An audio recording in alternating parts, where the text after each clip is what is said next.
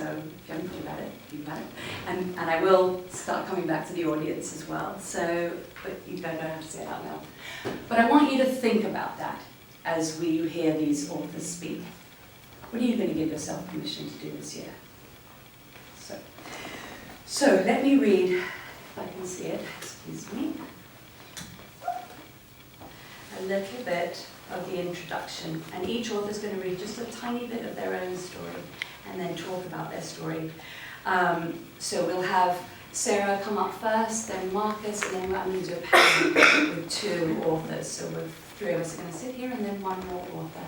And then afterwards there'll be time to talk and ask anybody, and then we'll also have more drinks and books. So, okay, now here we go. Okay. In a way, this phrase, give yourself permission, is a life hack. It seems so simple, but can be quite difficult to do. We worry so much about what other people think of us. We fear the possibility of change or even making a mistake. And I understand that. But as you read these stories, I'm going to ask you to step into the author's shoes, which goes for the speaking tonight. I want you to step into the author's shoes. Live their lives and understand their decisions. You may not agree with them, but you may come to have empathy for what they went through. Celebrate their achievements with the idea that you, too, can make the changes necessary to live your life the way you want to, and have wonderful relationships as you do. So before we go any further, let me ask you, if I were to call upon you and ask you to write a story for the next anthology collection, what would you write about? You don't have to answer now, but think about it. Where have you given yourself permission to do something that you never thought previously possible? What have you done to change the course of your life and possibly the life of those around you? Where have you empowered yourself to move beyond your comfort zone? And what exactly did you have to decide to do?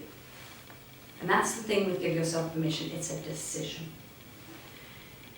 Because that is what giving yourself permission is all about. It's a decision, a choice you need to make. So often we wait for others to give us permission, but at our core, we need to give it to ourselves. Even if you think you have not done something out of the ordinary, I know you have. As you read the following stories or listen to the following stories, think about where you have shone to. When you give yourself permission to do something in a different way and step into the arena of your life, then you are halfway there. It's a big step, but arguably one of the hardest. So what are you going to give yourself permission to do in your life? Say it out loud, not now, but write it down through this evening, and we'll talk about it a little bit. Say it out loud and hold it in your heart. Be very clear on what you want to give yourself permission to do. It's known as having clear intention. So we're going to talk a little bit about that, but really you're going to hear about all of this from these speakers. So, at this point I'm going to introduce the first speaker. Sarah? Do you use my dry mouth in this? Oh, no.